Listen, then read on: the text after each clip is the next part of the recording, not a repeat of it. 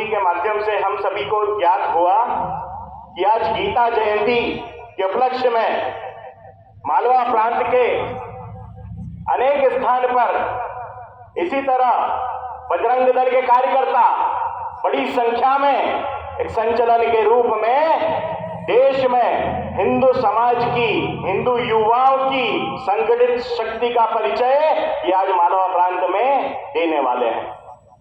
तो आज नगर में भी हम इसी प्रकार संचलन के रूप में निकलेंगे।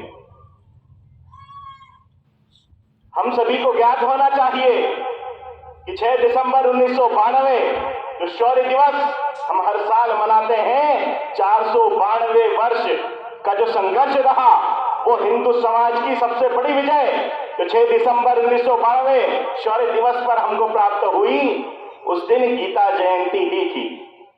इसीलिए तिथि के अनुसार आज गीता जयंती को ये बजरंग दल का शौर्य संचलन ये समाज के बीच में हम संगठन की शक्ति को रखने वाले हैं। जब हम राम जन्मभूमि के इतिहास की बात करते हैं तो हम सभी को ज्ञात होना चाहिए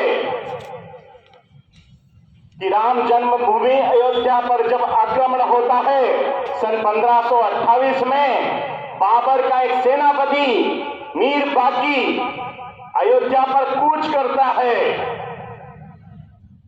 एक इस्लामिक जिहादी आक्रांता होने के कारण वहां पर बने वैभवशाली मंदिर को ध्वस्त करने की कामना से आक्रमण करता है। परंतु उस समय का जो हिंदू समाज था, जो राजा थे आसपास के, जो साधु संत थे, हमें तब भी स्वीकार नहीं था कि कोई हमारे धर्म स्थल पर आक्रमण करे। तो उस समय उस काल में अनेक राजाओं ने युद्ध किए। मुगलिया शाही सेना से अनेक राजा, जन सामान्य, साधु संतों ने युद्ध किया। और आप जानकर आश्चर्य होंगे कि लगभग 1,74,000 वीरों के बलिदान के बाद विक्रमादित्य के द्वारा बनाया गया राम जी का वो भवन, उसकी पहली जो दीवार गिरी, उसके पहले हम जैसे 1,74,000 वीर बलिदान हो चुके थे। उसके बाद जाकर वो राम जी का भवन टूटा। और हम सभी को ज्ञात होगा, यदि इतिहास पढ़ेंगे तब अयोध्या के ही पास के एक राजा रणविजय, उन्हें जब यह समाचार मिलता है कि अयोध्या पर राम जी के पुण्य भवन को मुस्लिम आक्रांताओं ने आक्रमण करके तोड़ा है, तो अपनी कुछ हजार की सेना लेकर ही वो अयोध्या की ओर कूच कर जाते हैं।